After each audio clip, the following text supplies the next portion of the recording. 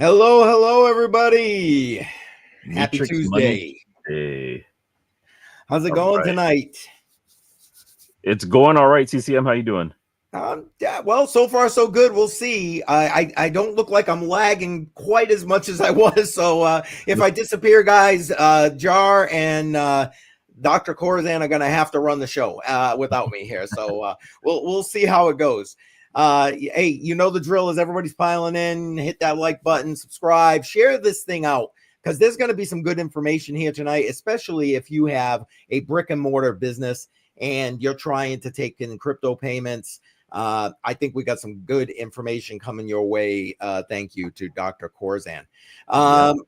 Anything else you want to throw out there before we say a quick hi to the chat and then bring up our guest? Maybe we go to the chat. I just want to take a quick look at the charts right now. I know it's not going to look good, but it ain't pretty.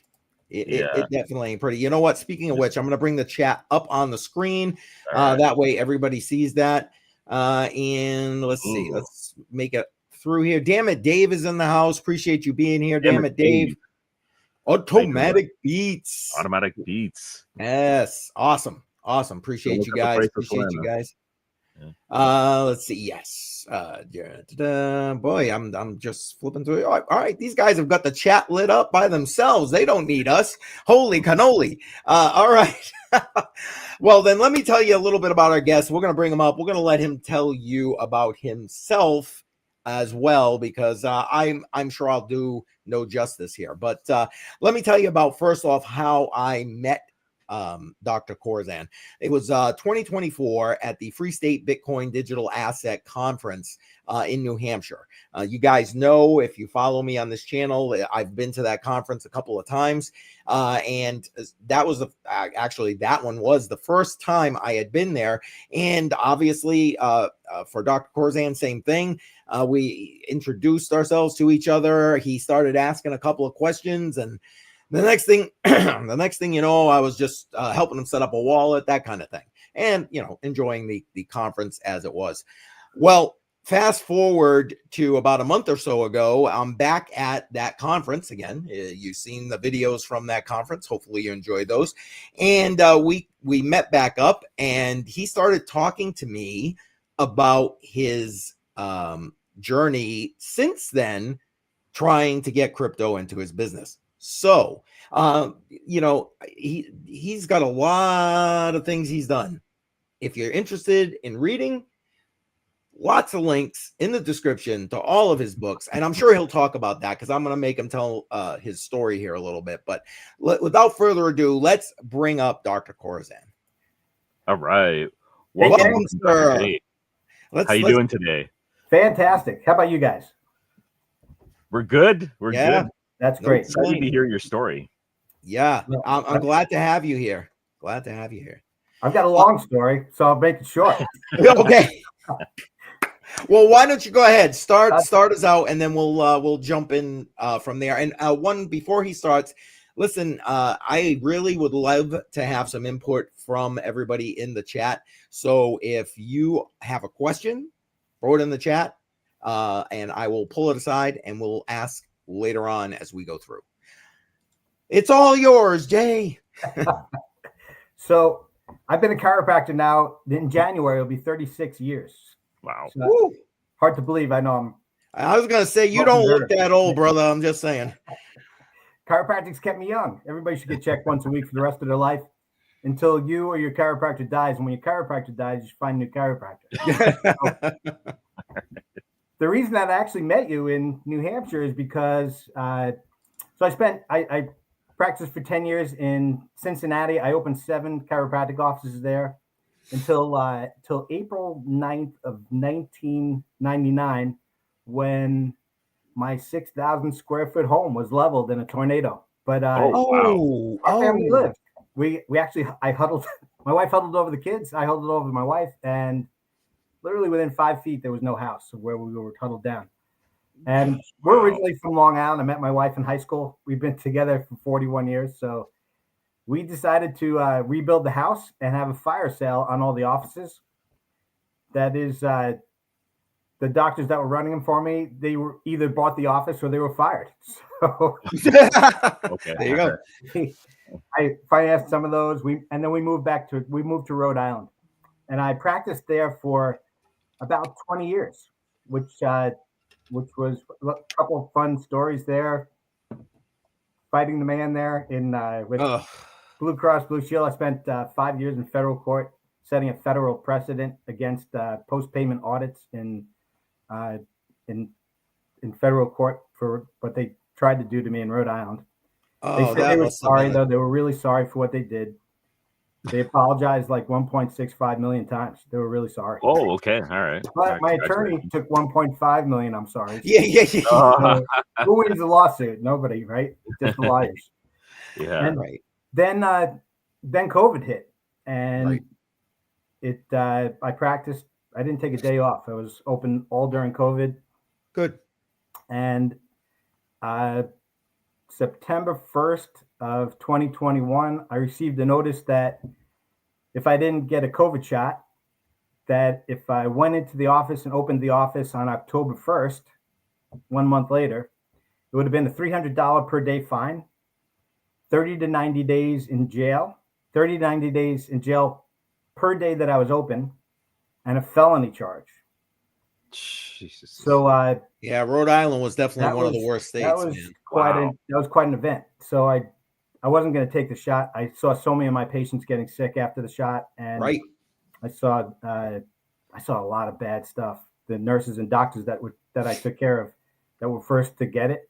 Yeah. It was like a wall of it was a nightmare what I saw coming after they got their shots. So no way I was taking it. But I'm not the quietest guy on the planet. So I actually went on the news and told people that the masks were a farce, that social distancing, there's no science behind, and that the shots couldn't prevent infection or prevent the spread of it. And that got me 4 board charges. Oh wow. my goodness. Oh my goodness. Keep stacking. So I had a decision to make. I tried to sell my practice. I only had 30 days to sell it. I couldn't sell it. So we just closed it down, sold my office condo, sold our home, and left the state and moved to New Hampshire. It's where we restarted, not knowing anybody. And here we are about 4 years later, almost exactly 4 years later. And can I ask what made you choose New Hampshire? So there are only 2 free states in the United States, in my opinion, Florida and New Hampshire. They were the only 2 that really didn't enforce any of the COVID nonsense. Right. And the reason we chose New Hampshire is because my son lives in Massachusetts, just about 40 minutes away from where we are. And my daughter at the time was in Vermont. Now she's in medical school in New York, in Massachusetts also. Okay. So close by. Yeah, so we wanted to stay by family. Yeah. That's why we chose New Hampshire instead of using my Florida license. So Gotcha. So I moved here basically with the Free State Project, which is basically a libertarian movement where we had decided to move to one state to condense our influence by basically having more people that believe in liberty in one state. And it's been very effective. We've been able to, I think that more than 50% of the people in our state house in New Hampshire now are liberty-minded, freedom-minded. So freedom-minded. Yeah.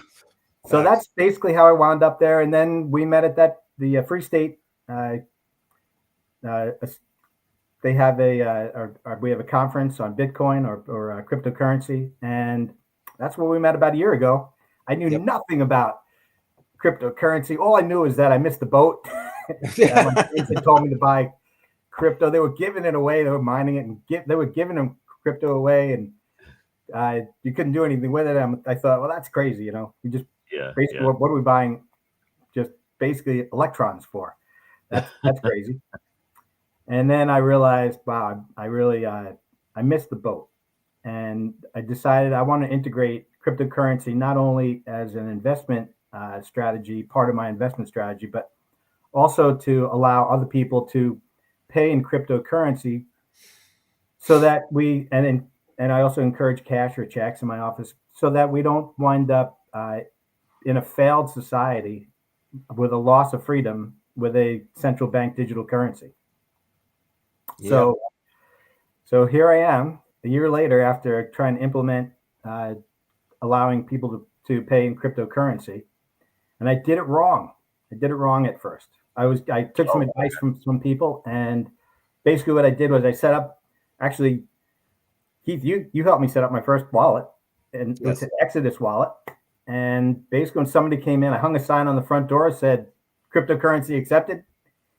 And a lot of the people from the Free State, they paid with cryptocurrency. But what I did was I received the payment personally into my personal wallet, my Exodus wallet, and then I took cash out of my pocket and put it into the business, my chiropractic practice. Mm-hmm. So basically, I was just taking the crypto, and giving the money back to the corporation in cash. So you're the exchange. Yeah, you are the exchange. Yes, I was the no-cost exchange. Yeah, as low cost as you can get. Yeah. What I found out since then is that that's probably not a hot idea. First, if it becomes successful and a lot of people want to pay in cryptocurrency, then you're going to need a lot of cash in your wallet to put into the front desk. Yeah, definitely. Facts. And the IRS sees that's a very interesting thing, that the way that they see that transaction happening that way, because what happens is they see the corporation, my chiropractic practice, providing a service. They see me taking the money directly into my Exodus wallet. And then when I pay the corporation, when I took that cash and put it in the front desk, they actually see that as it's a shareholder loan to back to the corporation, which creates this like an accounting nightmare. Okay. So everything, when it's on a small scale, it's not a big deal, right? You just put cash into the front and you took the crypto. And what do you guys call it? HODL? I'm hodling the hodl for life. HODL. HODL, yeah. You know, that was just actually I looked it up. It was actually just a typo of holding. Yep. So I enjoy this whole crypto community because you guys actually have a sense of humor. That's great. Yeah. There's always mistakes happening. Yeah, Lord knows. So there's a better way. And before we went on, CryptoJar and I talked a little bit about ways that you can accept cryptocurrency. There are services that we talked about. Those services are Andy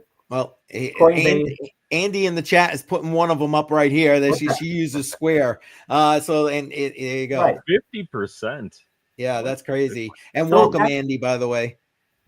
That's a big problem, right? Because you're losing a big percentage of your income when you use these services.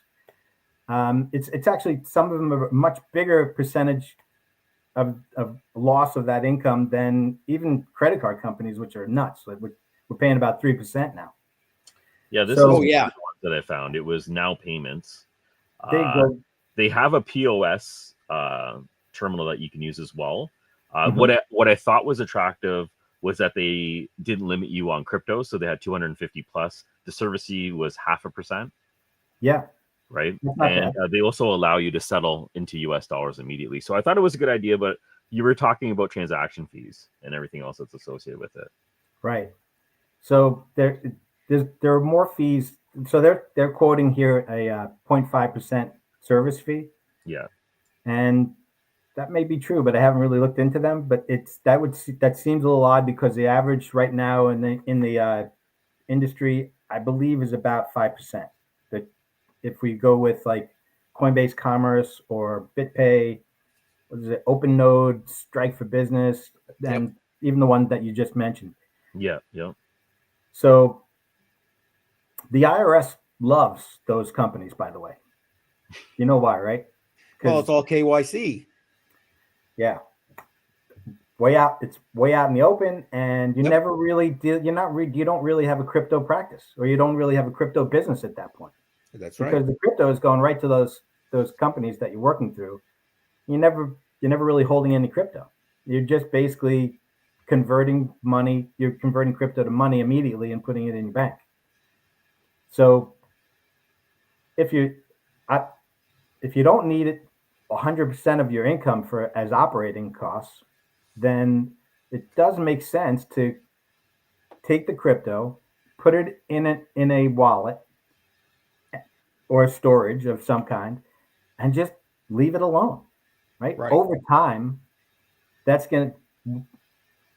it's not fair to look back at Bitcoin right now, the last 10 years, but let's just use the last 4 years or 2 years, and you see the potential upside. Yes. I'm not thrilled when I look at my Exodus wallet in the last couple of days, but but you have to look. It's a long-term game, right? This is not a short-term thing. Right. Yeah. So what are we at right now? We're at like 92. 93? Holy Jesus.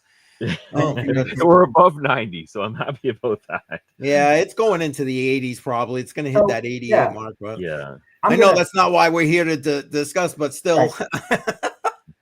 Right. So I'll say it for you. I think it's going to go back into the probably the mid 80s, and I'll tell you why. Because there's a big bubble right now. There are several bubbles in the United States, at least. I don't know how it is worldwide, but we have a housing bubble. We have we're way overvalued in the major stocks. AI stocks are just insane right now. I think the founder of OpenAI just basically admitted that he needs $1.8 trillion and his total revenue was 20 billion last year, and his stock keeps going higher. And he said that it's going to be like the bank. Yep. Us taxpayers, the government's going to have to bail him out. And he's already announced that. Yeah. So Bitcoin and cryptocurrency are kind of, they're like the canary in the coal mine. They're usually the first to show a down dip, but the market's going to follow it. And still, having said that, if you have a longer term, and you have a business, and you can take that small percentage of people that want to pay in crypto, and you can keep it and hold it, you're going to be way better off in the long run. At least, so that's my game plan with cryptocurrency. To give you an idea, if I see 50 people in a day, only 2 or 3 are paying in crypto. So it's not a something that's widely accepted or done now. So for that small amount, it's safe. So that's where you're at right now. Has it grown to this, or is this kind of like the level that it's been at for a while, or do you see it growing more? So probably a year ago, there was one person a week or one person every other week that was paying with it. Now I'm seeing maybe two people a day. Okay. But I also accept silver. In my office, I accept hard currency. Oh, that's interesting. Yeah, that's true. That's a good point. For those who don't know, who are watching the stream, New Hampshire has made gold and silver legal tender in that state. So you can accept that. Yeah, I forgot all about that. That's interesting. So you're using the business basically right now to dollar cost average into crypto. Is there like a specific one? Is it like, do you only accept Bitcoin, or which coins are you selecting? I'm glad you asked that too, because there is a great platform called Dash. Yes. I don't know if you guys know about Dash. They just recently went through a sort of a weird spurt. Dash is an interesting thing. We have somebody here in New Hampshire who hasn't used cash since 1987 or 1990. No. Since he was 2014, I think it was. He had something prior to that, but then he went back to cash for a little while, and then he's been, I think, exclusively. You're talking Joel, right? Yeah, Joel. Yeah. Exclusively off for like the last decade. Right. So that's pretty impressive for a decade not to use any cash and only use crypto. But these guys have really Dash makes cryptocurrency very, very accessible. So now you can accept Dash through your Exodus wallet. So my rule is anything that I can accept through Exodus wallet, I accept in my office. But I do have the Dash app as well, where I can actually you can walk into Dunkin' Donuts. Yep. They ring up your price, and literally in 3 or 4 seconds through the Dash app, it'll create a barcode. You scan the barcode and you pay for your donuts or coffee. Yep. And that's really anywhere. I mean, Target, Walmart, anywhere. So it's a very, very user-friendly platform. So yes. When they just made a couple tweaks, and I think that's when their stock price went up to they go to 125, I think. Yeah, it peaked at I think 150. Let me just pull it back up here. Maybe even 150. Pretty close to 150 when it topped out. Yep. And then I think it's back at around 87 now, or looks like it's down to 76. But yeah, 76. You could see just in a short period of time, that's a 3-month graph there, that they, it went crazy. Right. So if you were in the know just a month ago, you literally could have quadrupled your money. But again, we're looking at a long-term graph of when I look at cryptocurrency, I'm not looking at it to time the market or to try to get in and get out. We're looking at 2 years, 3 years, and just to beat inflation so that our money can continue to grow, right? Which is another good point about going back to the business. Once you collect, so I told you what my mistake was. I put everything. I'm interested to see what the solution is. I think I know, but tell us. Absolutely simple solution. You create another Exodus wallet with your tax ID number, your EIN. So now the corporation, so the IRS doesn't look at cryptocurrency as income or revenue. What it looks at cryptocurrency as an asset or property. Yes. Okay. Mm-hmm. So when you receive that property, you have to report its value as your income. So if somebody paid you a side of beef, yeah, you got to report. Or that's not a good example. Somebody gave you a car as your as payment. Okay. You have to report the approximate value of that car as your revenue for your corporation. But over time, like a car will depreciate, mm-hmm. and until you sell the car may appreciate, it may depreciate, but until you sell the car, it doesn't. There's no other transaction that triggers for the corporation.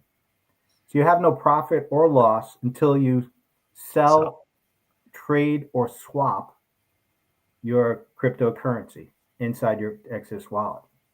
Okay. That's interesting.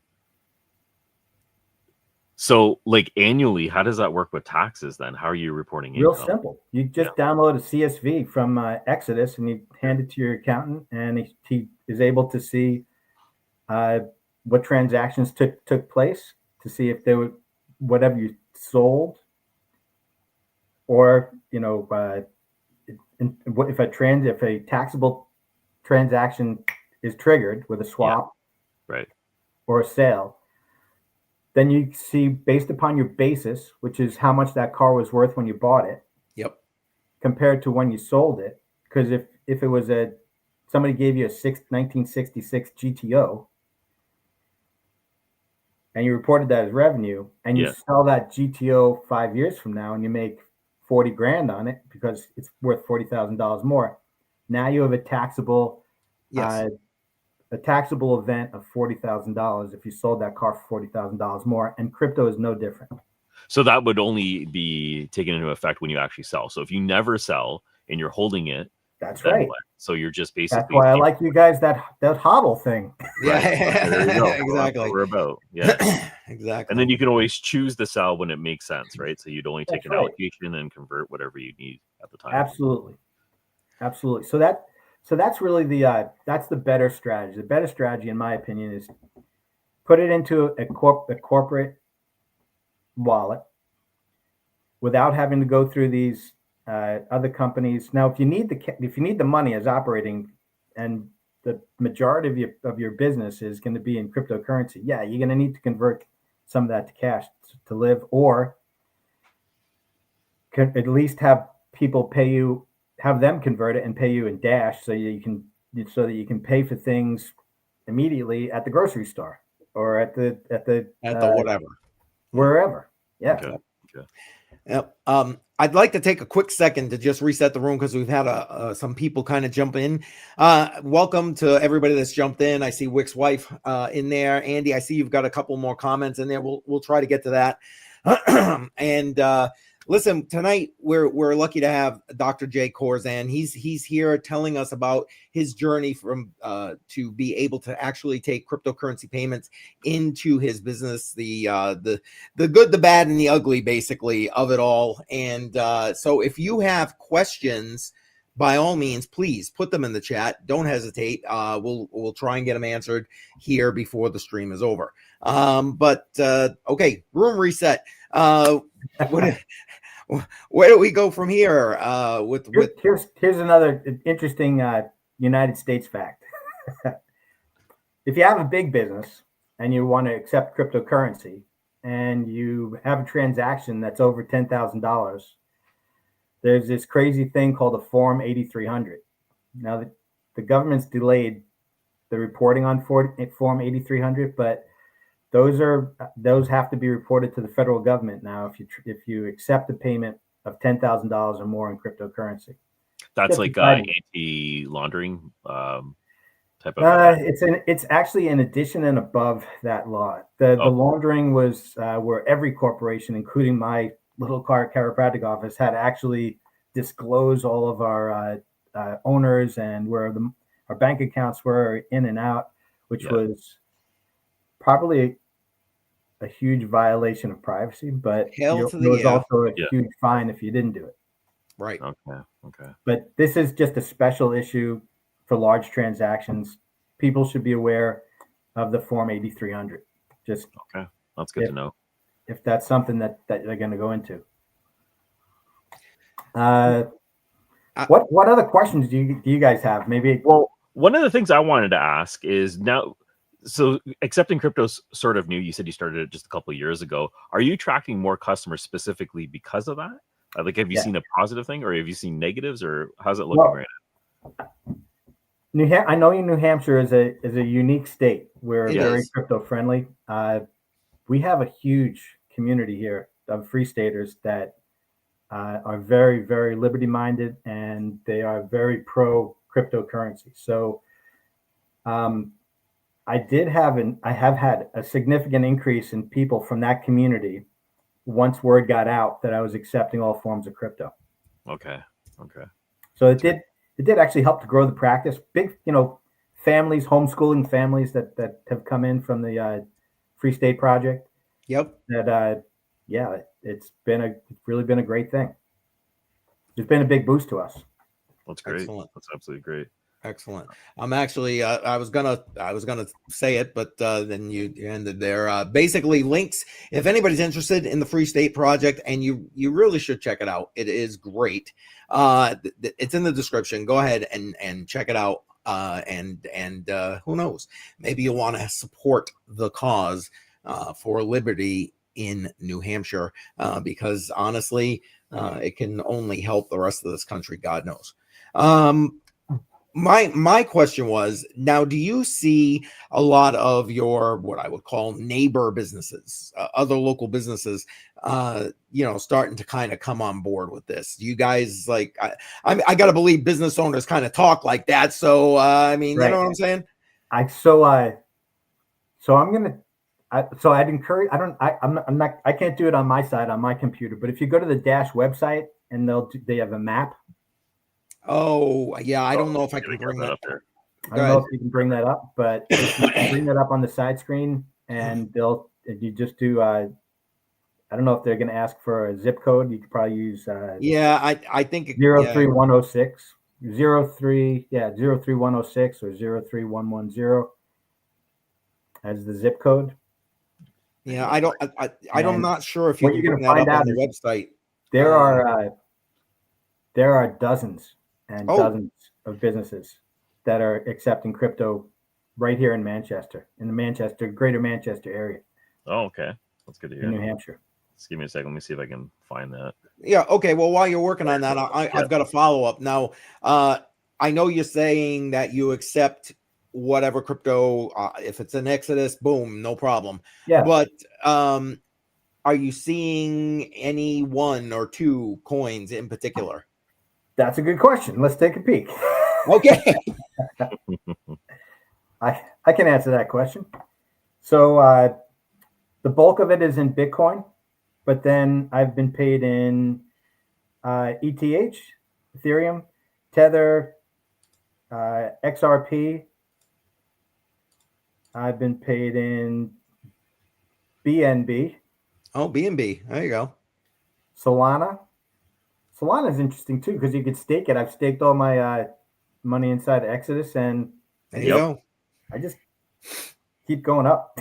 Yeah, why not? Right? Exactly. You can. Why not? Staking so good. Yeah. What else have I been paid in? I've been paid in USDC, and I have gotten paid in Dogecoin. That wasn't so great.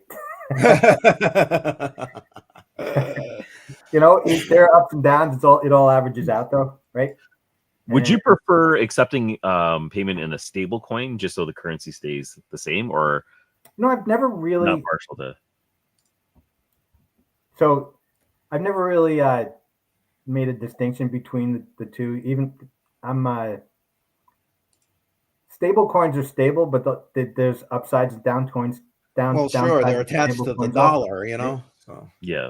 And if they're attached to the dollar, and the dollar if they keep putting out dollars and making the dollar less valuable, then why would I not accept the other coins? Yep. No, facts.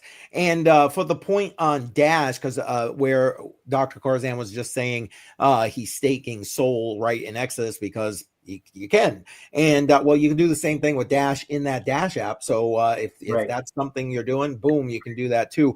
We do have a question from the chat here. Let me bring it up. Go ahead. Wick's wife, welcome, Wick's wife. Appreciate you being here.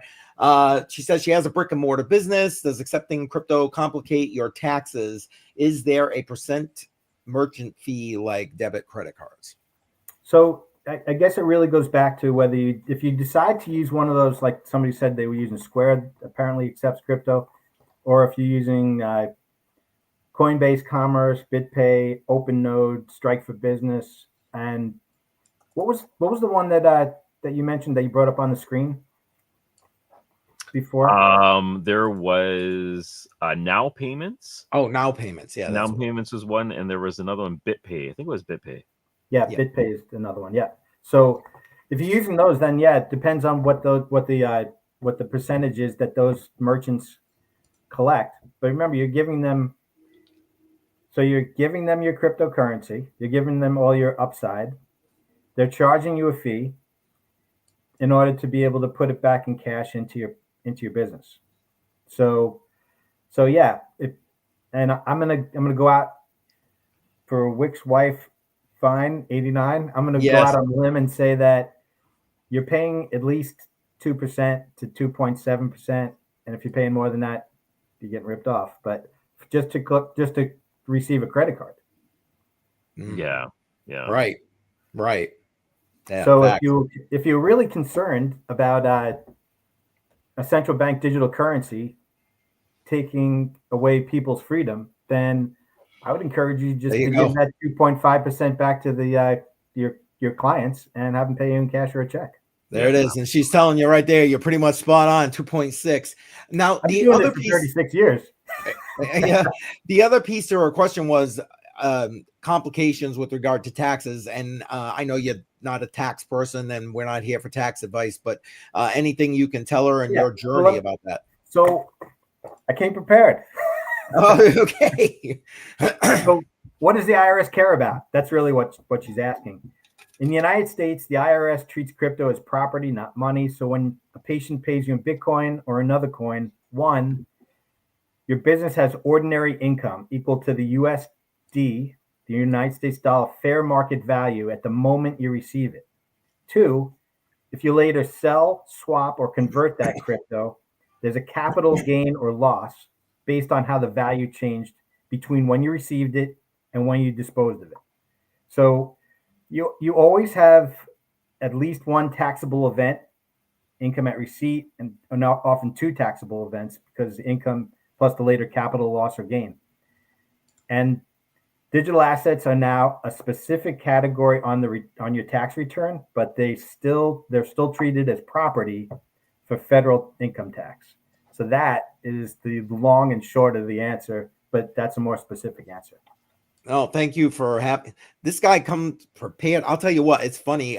Even just with talking with him at the conference, it's amazing the amount of knowledge this guy's got. And you know what? Speaking of amount of knowledge, why don't you tell everybody a little bit? I know it's off the crypto track here, but tell everybody about all the books you've written, because this guy is a published author multiple times over here. So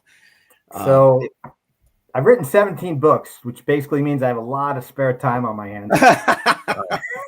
Got your own library. Yeah. My first book I wrote was a textbook for chiropractors to how to stop accepting health insurance and how to make 100% cash only practice viable and successful, which is what I had to do after I stopped accepting insurance of all kinds in 2008. Right. And that book eventually became, they used that book at a couple chiropractic schools. I got to go lecture around, and that was sort of a financial windfall for me. So that was really a great thing.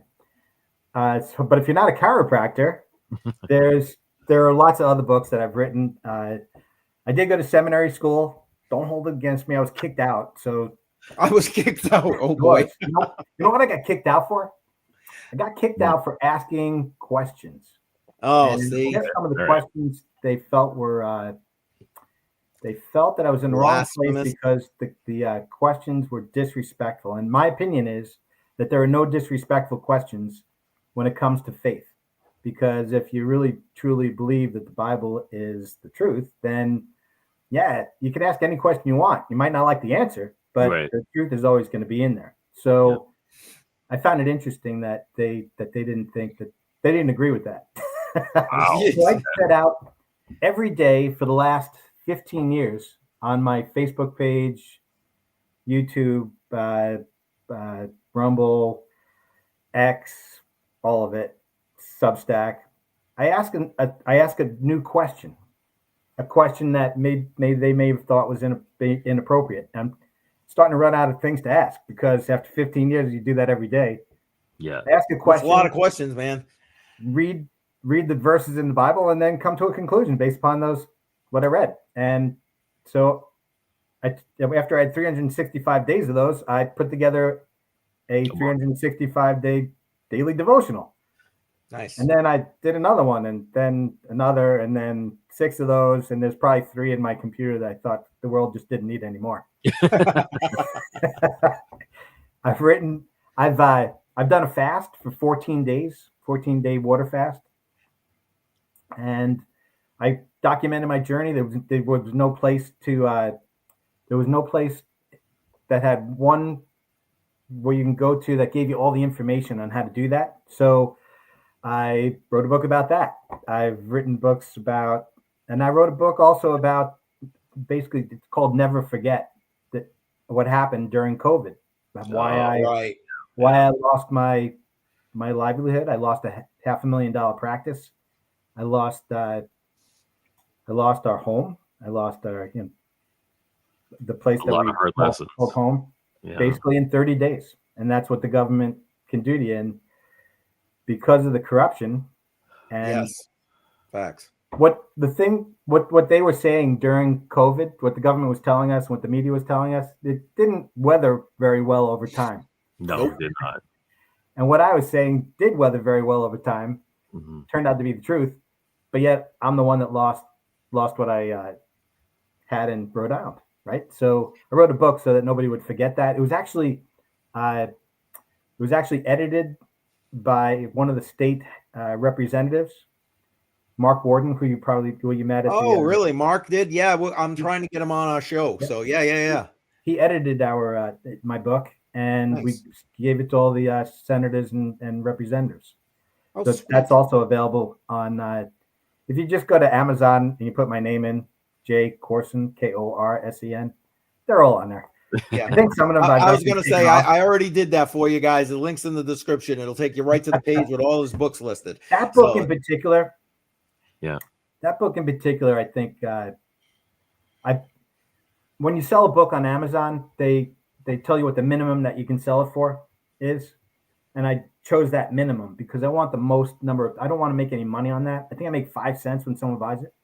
Okay. Oh my goodness. I'm interested in that book getting out to people so that they don't forget that they need to stand up for their rights, that the Constitution is actually a document worth fighting for, and that when you fall for, if you fall for something, you'll fall for anything, and that there's a time for discernment. Then there were too many people that just went along like sheeple, and they weren't able to discern the truth from the lies. And that book sort of brings light to everything that I saw during that time.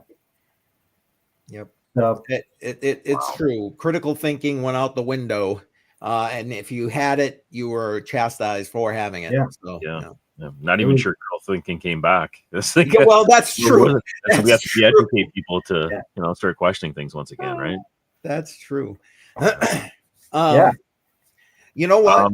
Yep. Oh, sorry. Go ahead. I was going to say, I love what he had to say about that. And I love the fact that he, that these other, like Mark Warden, I'm hoping that we'll be able to get him on here. But that's great that these people are involved. And I think we should remember what happened, because unfortunately, I think we're heading down a similar road again. I would like personally, and if anyone's interested and wants that book, we'll have a little giveaway tonight. I'll order it through Amazon, have it drop shipped to you. How's that? Awesome. Everybody. That's great. That's great. I had no intention on doing that, but we will do that. You're the man. We will do that. You know what? Let's prep for that. I'm gonna prep up what I need in the background to show you guys, and then you can start putting in the information in the live chat for those who are interested in entering that drawing.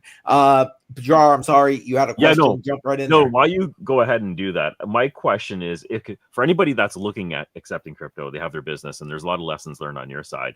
What do you think would be the best path or lessons learned for someone that's just getting up? Like, what direction would you say to go in? Keep it simple. Honestly, that's really the best advice I can give you. It's the advice I give people, chiropractors, when they're starting up their practice. Yeah. The system that's the best is the one that you'll continue to use. And if you keep it simple, you'll continue to use it. So do what my friend Keith did for me. Open a crypto wallet. Mm-hmm. I like Exodus, but just because the first one I used, right? Yep. And then I'll ask you guys a question too about Coinbase. Nobody likes to keep money in there, and I never really fully understood that, and I don't, because I've been watching you guys for a long time. So keep it simple. Open a Exodus wallet with your tax ID number or EIN for your corporation. Make it nice and simple. Inside that wallet, and then be really, really careful about your 12-word key. Put that in two very safe places in two different locations.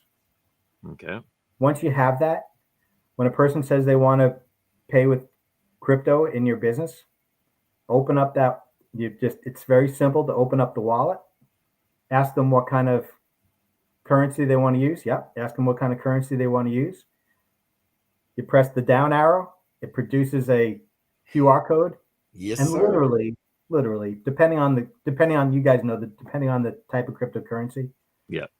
Between 5 seconds and 5 minutes, the money will be in your wallet.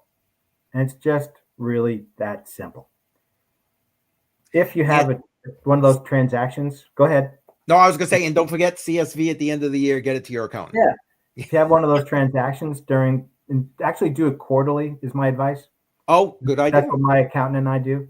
Okay. Download the CSV quarterly, send it to your accountant, and they literally will take it from there. It doesn't have to be any more difficult than that.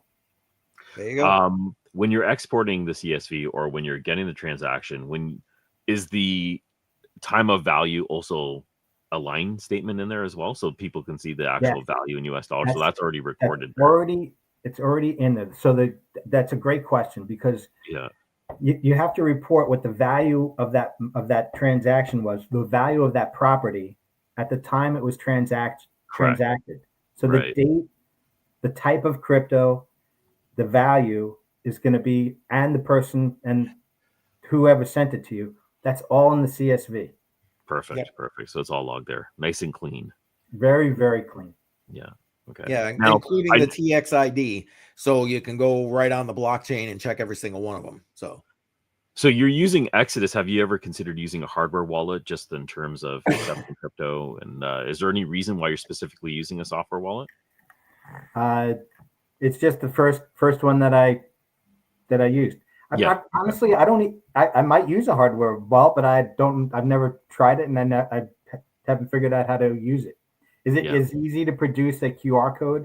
Absolutely. It's an extra layer of security. If your PC was exploited in whatever way, someone might get access to your funds or your wallet. Having a hardware wallet, it just adds another layer of protection and authentication to allow that transaction to go through, whether you're sending or receiving. So just something good to consider. Yeah, I'd love to learn more about that. Yeah. Well, definitely. You and I are going to have to chat again. I love Tangem, and so does Jar. It makes it really easy and operates similar to the Exodus that you're already using on your phone, but with a couple of additional, like he said, basically layers of security. Yeah. I just want to throw up the banner real quick, and then I'll let you chat here. All right. Anyone who's interested in getting that book, I will drop ship it to you. Put Liberty in the chat. I figure that's Liberty. I love it. Yes. Liberty in the chat, and we'll do that. We'll pull that before we're done tonight. All right. Sorry. Didn't mean to interrupt you, Jay. Go ahead. No, all good. I did put together a little flow chart, basically of how simple it is to have this actually work in your business. Okay. So we went over it sort of. Well, quickly, is it up on your computer? We can bring it up on the screen. I don't have it up on the computer. Oh, okay. But it's pretty simple, right? Step A. Go right ahead. Yeah, have at it, man. Set up a dedicated business wallet. We talked about that. Then number one, after you do that, invoice the patient in dollars, in dollar amount. So you're going to tell them how much they're going to send you. The patient pays with the crypto. You immediately record the income in your business software. So you might have to, I use a app called Jane app which is used in the healthcare profession. I actually had to go in and add crypto as a payment to receive. This cash was already in there. Credit cards were already in there. Check was already in there. You just have to add another category, crypto. So now that you'll record that in your business software, we call it an EHR system. You store the crypto in your business wallet, maybe even in a hardware wallet. Yeah. And at the end of the year, your crypto is listed as a business asset, right? We talked about that. Then you record a capital gain or a loss at the end of the year, if that happened. Right. And literally, that was 6 steps. It's that simple. Excellent. So you just brought a very loud, long-winded guy on to talk about those simple 6 steps. Yeah, well, it's been an interesting conversation, though. You're not that loud and long-winded, I just gotta say. But if anybody else has any questions, again, put them in the chat. And again, if you want an opportunity to win that book, we'll do the drawing. Liberty in the chat for your chance to win. Jar, you got other questions for the man? Yeah, give me a second here because I just moved my notepad.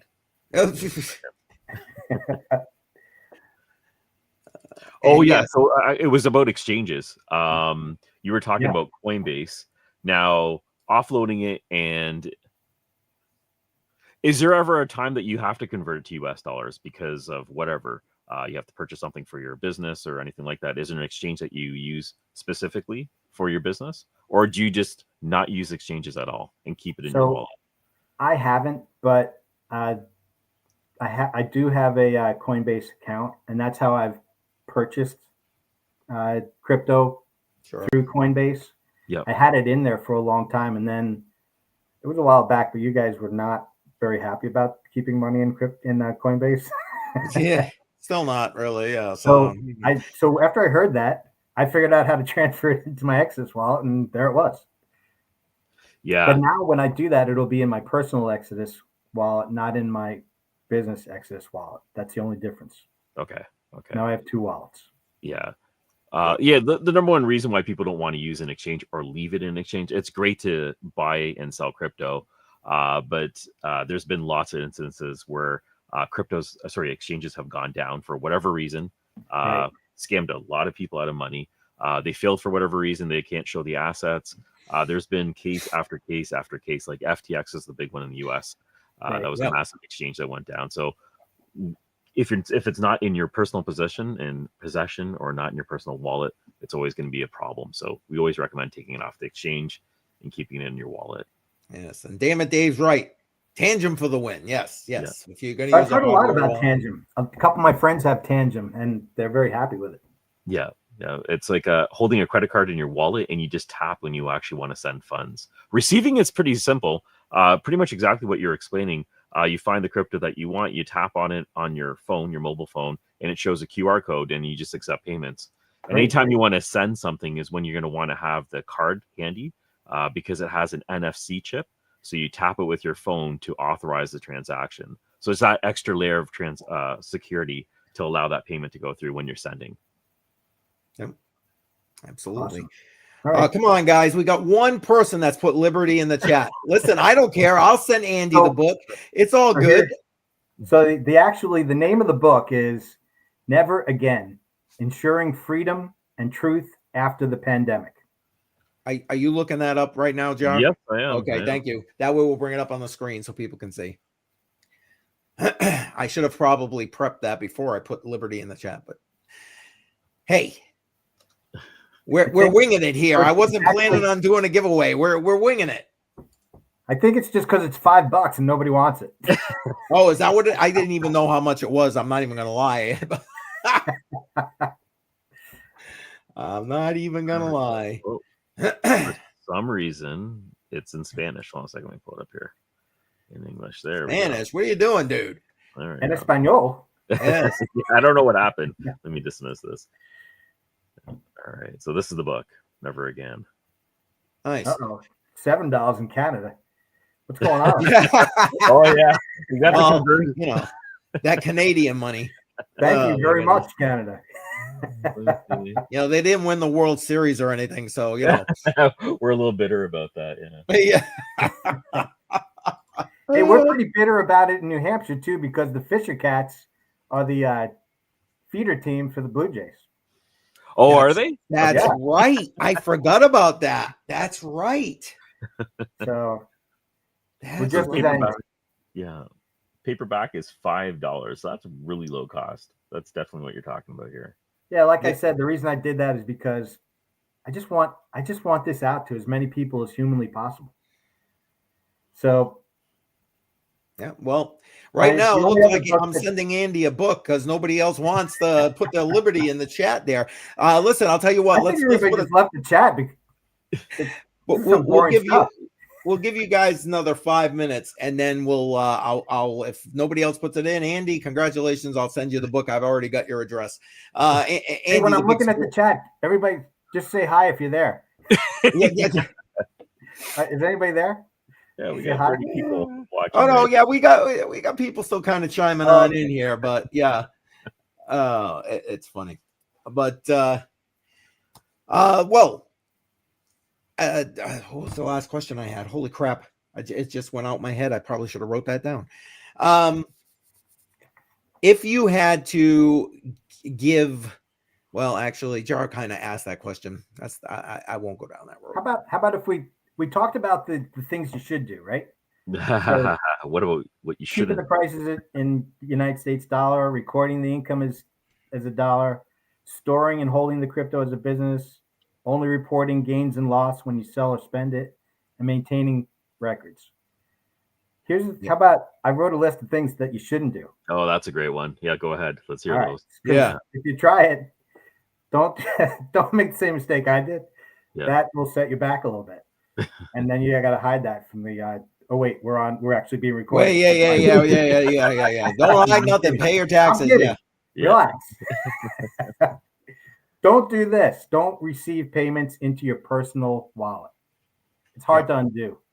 Yeah. You're gonna have to transfer it, and when you transfer it, that triggers another sale, another transaction, and the amount of money changes. And if you've gained anything, now you're losing more money. Yep. Don't put it in your personal wallet. Don't guess what the dollar value is later. In other words, if you're not in Exodus and using some other form to receive it, actually record what the dollar amount was when you put it in your business. Yep. Yeah. So if Exodus automatically does that for you, that's perfect. Yeah. Because I can see that being a huge hurdle. Right. So especially if you're trying to go back in time. Yeah. Right. Exactly. Because that's going to be tough. That would be tough because it's actually the time in minutes that you have to record. So if it's not done for you, that's going to be a big challenge. Oh, hell to the yeah. I want. Do not treat. I used to do manual spreadsheets for a while, and it was a pain in the ass, like to keep track of my crypto. Man, I'm glad I don't do that no more. That's just. Whew. I bet you AI could probably fix that a little bit for you, but if you mess up or you're using a different system, but it's not worth it. Mm-hmm. Do not treat crypto as non-taxable income. That's a good point. If you take the crypto, I mean, we are free staters here, and we're not big fans of big government. However, I'm also not a fan of handcuffs. Yeah, right. Don't just take it and try to hide it. Actually record it. It's always better. It's always better when you can sleep at night. Just do the right thing. Yep. Do not mix business and personal wallets. So don't go back and forth. Don't take some crypto because of whatever reason and put it in your personal wallet, for whatever reason that might be. Just keep them separate. Sleep good at night, and don't use your own funds to replace the crypto like I was doing. There you go. It was a mistake. I took some advice from somebody who genuinely thought that was the right thing to do, and he's a great guy. He owns a big business here in New Hampshire, but it wasn't the right advice. It wasn't good. It wasn't prudent advice. It was just the best he had at the time to do. That's all. Yeah. It seems logical, right? Yeah. So it's not the best now. That's all. It's like, let me ask one other question. Obviously, you have an accountant that does your stuff for your business. Yeah. Do you find it difficult to find an accountant that is like knowledgeable with regard to crypto with your business? Well, not necessarily your business, but in general. I was really pleasantly surprised. I've been with the same accountant now for 22 years, 21 years, and he was right on top of it. I mean, he knew exactly what to do. He knew how to handle the transaction. It's not a huge amount of transactions. So let's say an average transaction in my office is $50.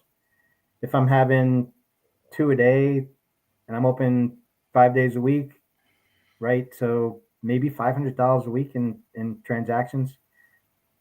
If I'm being more honest, probably between $300 and $500. Okay, so we're only talking about $1,200 a month. It's not a huge number. 12 times 12, right? That's $14,000 a year. So running out of fingers to count all that, but yeah, there you go. And damn it, Dave's saying most accountants do not care as long as you give them that CSV. Yeah, because they're just pulling it right off of that. Yeah, that's it. They just have to know that it goes into a different tax bucket. They're called now. like the number that they put it into. It's just a different number they put it under. Right.